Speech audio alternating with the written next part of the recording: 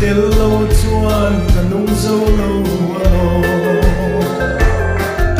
om khwa harin kai ni le na har kangai tum ting i dai rim noya o min lo chol tir ve mai ta che kathariam lung ai ru mangai thi min thoi dam le ta che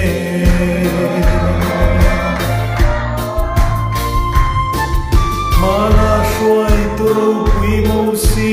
tel lo chuan zordan ral kai kan suam lo ve lalpai mai te kam chawani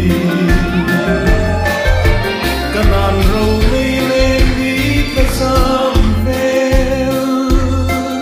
han thi rim kan lung leng mange o kan lung kham ram ai la yani ram kha ta ni lo le la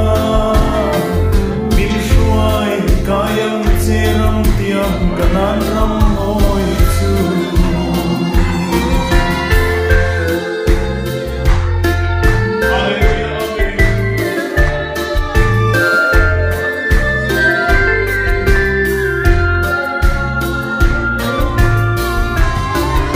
ram ni tlangai lo